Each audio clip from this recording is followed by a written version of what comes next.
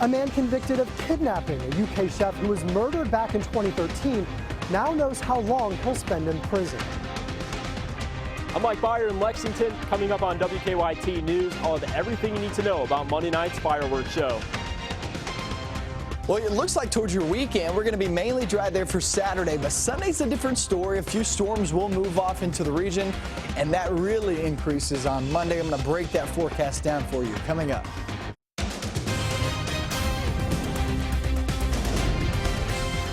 This is WKYT News at Noon. Good afternoon from WKYT News. I'm Barbara Bailey. I'm Bill Bryant. Here's what's happening at noon on this Friday. A man who pleaded guilty to his role in a Lexington murder case now knows how long he'll be spending behind bars. Timothy Ballard was sentenced for kidnapping and tampering with evidence in the 2013 death of Alex Johnson. WKYT's Mark Barber is live outside the Fayette County Court Complex now with the very latest. It's our top story at noon. Mark. There were not any surprises in the courtroom today. The judge followed the Commonwealth's recommendation and sentenced Timothy Ballard to 25 years for kidnapping Alex Johnson and tampering with evidence. Ballard didn't say anything during his sentencing, letting his attorney speak for him. She told the judge he did everything police wanted him to. He admitted he kidnapped Johnson, he testified against the killer, and he apologized to Johnson's family. She asked the judge to consider shortening his sentence to 20 years. The judge refused. Still, Johnson's parents are not fully satisfied. They tell WKYT they want Ballard to serve a longer sentence, but they say the law is weak, so 25 years is the best they'll get. Johnson, a 33-year-old UK chef, was beaten to death by Mark Taylor, his friend and business partner. Ballard says Taylor and Johnson ran a large operation selling marijuana. Ballard says Taylor killed Johnson after he told him he was, quote, taking over the game. Back in December of 2013, Ballard helped Taylor lure Johnson into a car, and that's where Taylor murdered him. Ballard's attorney told the court the 44-year-old is remorseful and prays for Johnson's family every day. He's very sorry. The only thing he can do is what he has done. Ballard will likely be eligible for parole in 20 years. As for Taylor, a jury is recommending he serve 49 years in prison. A judge will sentence him on July 22nd. In Lexington, Mark Barber, WKYT. Mark, thank you. And the judge said Ballard and Taylor also have to pay Johnson's family more than $7,000 to cover his funeral expenses. State police say a pedestrian has died after being hit by a car on Interstate 75 in Madison County. It happened around 11 o'clock last night near mile marker 77, the first Berea exit as you head south. The driver who hit the man did stop and wait for help. The coroner is trying to track down the victim's family, so he's not releasing a name just yet. Both the driver and the victim are from out of state. And now to a developing story in southern Kentucky involving interstate travel. A crash is causing a big backup on Interstate 75 in Whitley County right now.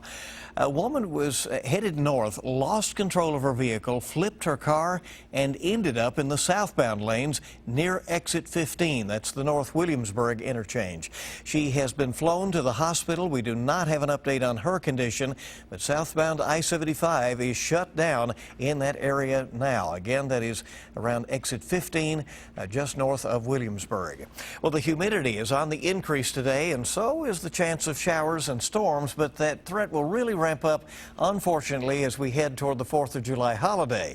WKYT meteorologist Micah Harris live at our First Alert Weather Center with those details. Well, we got a couple of showers out there right now, and they're rolling across the northern zone, just scooting right along, moving eastbound. Moorhead now getting in on the action, at least with some sprinkles. Sandy Hook, Elliott County, you're next in line, as well as Carter County.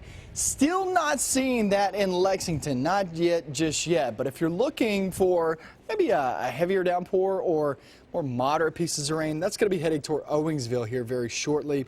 And it looks like those temperatures will take a hit because of that. A few more showers down toward the south. This is rolling right along 150 through Springfield and over toward Danville, Perryville, Junction City. You're going to be next in line. Harrodsburg getting a few sprinkles too. And we're going to be focusing in on a few rumbles of thunder the rest of the afternoon. Now, this is no washout by any means, and I've said this 50,000 times this morning. Don't cancel plans today, But heads up, you might have to adjust around some of these storms, so keep that in mind. And we'll go in towards your weekend, and your weekend actually doesn't look that bad. We have some good news for you for the weekend. I'll have that coming up. Micah, thank you. We'll see you shortly. The body of a 13-year-old boy has been recovered after he disappeared while swimming in a western Kentucky lake with his family. The Warren County Sheriff's Office says Darren Mills was swimming in a private lake with his older brother and a cousin when he went under. The two men who were there tried but were unable to rescue him.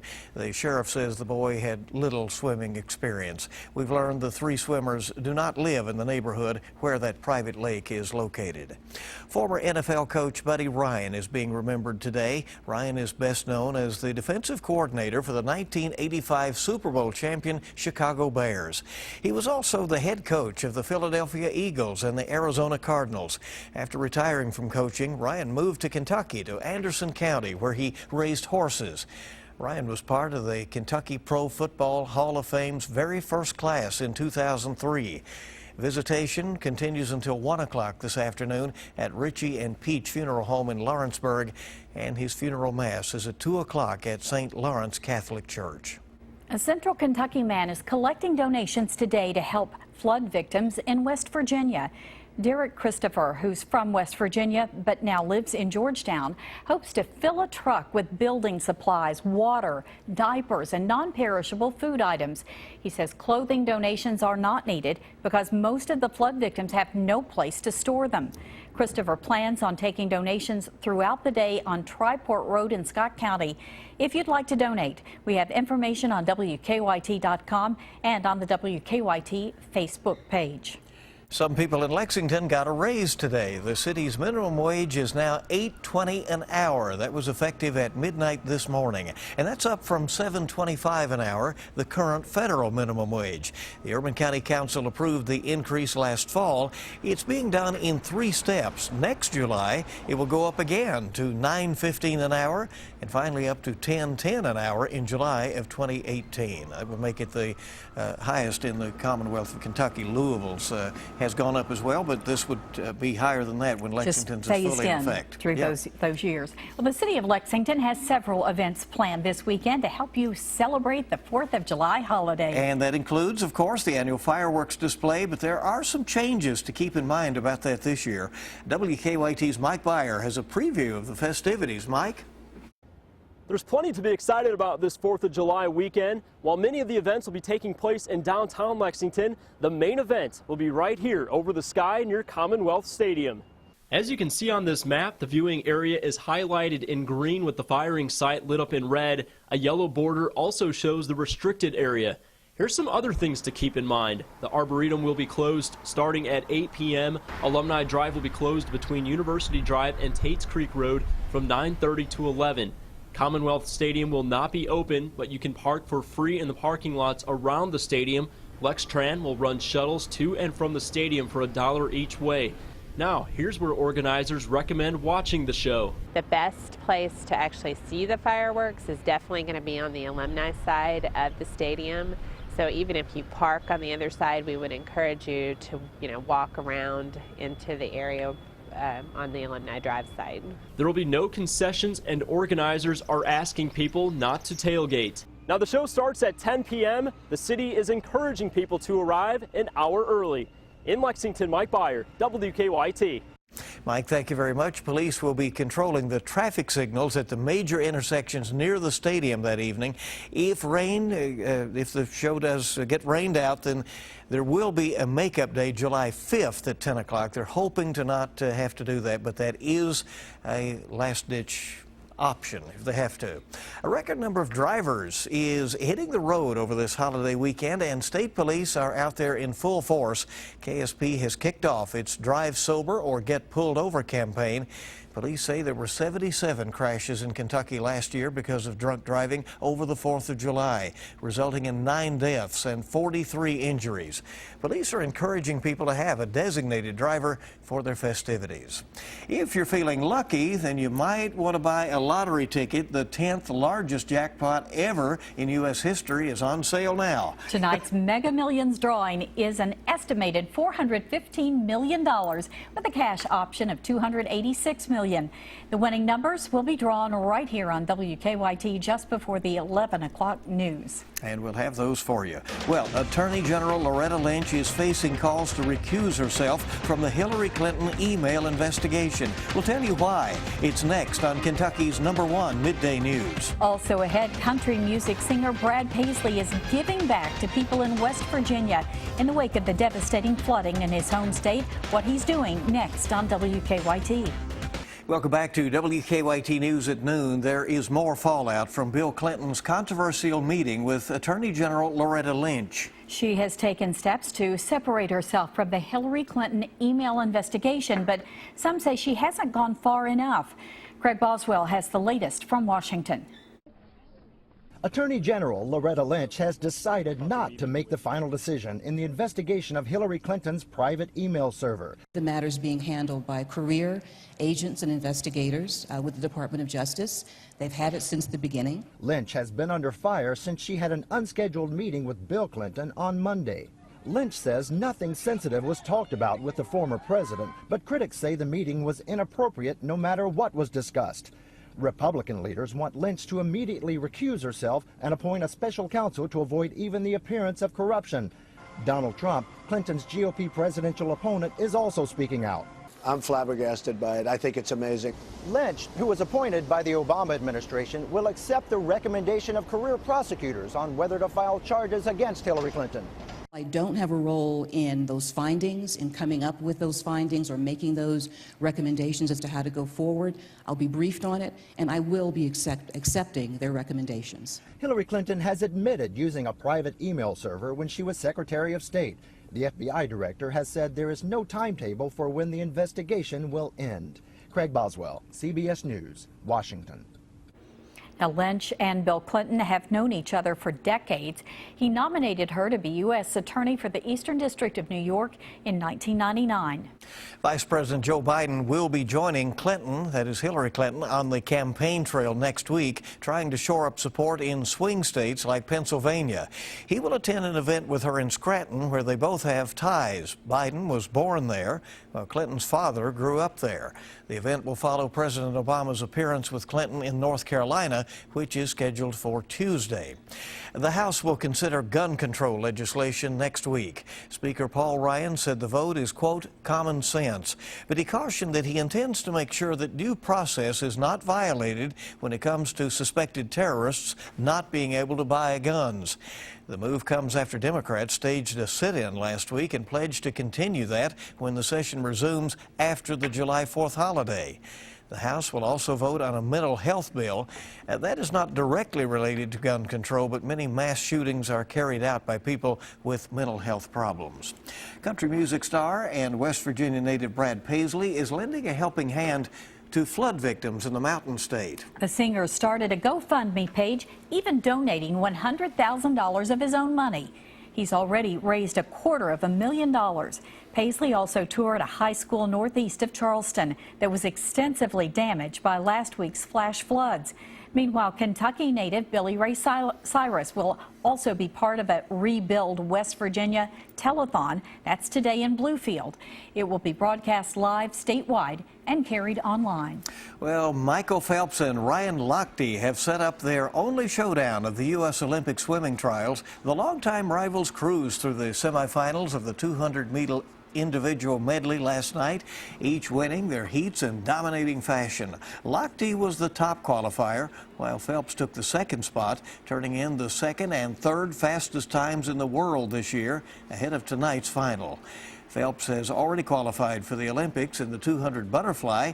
It gives him a chance to add to his record haul of 18 gold medals and 22 overall. An Anderson County man receives a huge honor after his untimely passing. Now, your zone-by-zone forecast with meteorologist Micah Harris. A little light rain out and about, one batch to the northeast and the other batch actually down toward the southwest. So it's just kind of rolling through, not really affecting us all that bad. And we're continuing to see that front try to push on through, and that'll give us a few more opportunities later on this afternoon. The heaviest rain right now over Sharpsburg at this moment, and still that's some moderate rain sliding toward Owingsville. Heads up, Owingsville. You are next in line if you're not already seeing it. But that's a pretty wet section over toward the east and northeast. Then you work your way southbound, go into the Danville area, 150. That's going to cross right over that 68 corridor, 442, as you head northbound towards, say, Magville, there in Springfield and in Washington County. And all that's moving over toward the east, southeast, Lancaster. You go into Stanford. You guys are next in line here in just the next 20 minutes or so. The breakdown of the forecast is this. We get into your afternoon still looking like that chance of rain. I'd say by 9 p.m. it's long gone in the south and southeastern portion of our viewing area. Slight chance there on Saturday, meaning most of us will stay dry. I see no problems there on Saturday. Sunday, it continues to look drier and drier. Only about a 40% chance of rain. The bulk of it actually comes during the nighttime hours and into Monday. Monday still looks pretty sloppy, Monday and Tuesday. So that is the 4th of July. Just keep in mind that parade, those fireworks. Might have some nature's fireworks yourself. So just keep in mind that those 2 days are the wettest days, guys. But this weekend, I continue to see a drying trend there for Sunday. I was talking about it this morning. It looks like that's going to continue to be the case. So there's some good news. Now, it's not going to be fully dry. But not as good of a chance as we've been talking about the past few days. Not as bad as it could have been. Right, All right. So that's good news, right? Very at this good point. news, right. Micah, Thank you. We're back in a moment. Could a former Wildcat be on the move? We have the latest from the NBA free agency. And a football celebration that got way out of hand. Dave Baker's next with sports. And checking stocks on this Friday afternoon. Once again, the major market indicators pointing upward. The Dow now flirting with 18,000.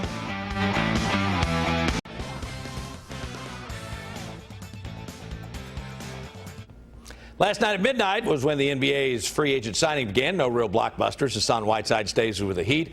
Timothy Mozgov goes for 4 years and north of $60 million to L.A.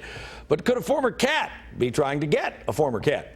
Dwayne Casey and the Toronto Raptors reportedly interested in acquiring Nerlens Noel from Philadelphia. The Raptors are said to be looking at Noel as a backup center. They could lose their own backup, Bismack Biyombo, to free agency. Sixers are overstocked at center. They've been shopping Noel and Jahlil Okafor. Nerlens will make $4.3 million next season and will become a free agent after the year unless Philly negotiates an extension by the end of October. The Women's Professional Bowling Association is in town over the holiday weekend, and that's a big deal because it gives one of the sport's best a chance to compete in a state where she starred collegiately. Kelly Kulick bowled at Morehead State before turning pro. She made history when she became the first woman to win on the men's tour. 80 bowlers began play today in the Lexington Open. I'm harboring a slight ankle injury, so I'm not at my 100% best, but I'm a fierce competitor, and even at 80%, I can beat about 80% of the field. So, you know, being in Kentucky, back with a lot of friends and everything, I've got a great support group here. It's going to be a good week. And we've all seen some over-the-top celebrations in football, but nothing like this. In the Canadian Football League, keep your eye on Montreal Alouettes wide receiver Deron Carter, son of Hall of Famer Chris Carter. This is what Micah does when he gets the forecast right. Very similar. He goes over and knocks over the Ottawa coach. Takes it out on the bench. Rick Campbell goes down. And then Carter gets hit by multiple Red Blacks players, but still motors through the bench without retaliating. Basically, it's an old playground move. He started the fight and then got out of there before any of the punches were thrown. He gets ejected without throwing a punch himself. I don't know whether that was his first touchdown. I can't imagine, but for whatever reason, he was pretty fired up about it for some reason. Oh, well. Tonight on the Big Blue Insider with Dick Gabriel, recruiting analyst Chris Fisher of 24/7 Sports and the Cat's Paws. That's at 6 on 630 WLAP. Guys, that's a look at sports on this Friday. Have a great holiday weekend. See you all on Monday. As well, and we appreciate you, Dave. And coming up, there's much more in our next half hour of WKYT News at noon. United Airlines is taking flight to Newark out of Bluegrass Airport. The 4th of July festivities have officially begun in downtown Lexington. A live look from downtown Lexington's first weekend event coming up. That will be the pie eating contest. We'll check in. And tonight's Mega Millions jackpot, $415 million. Tomorrow's Powerball jackpot is $243 million.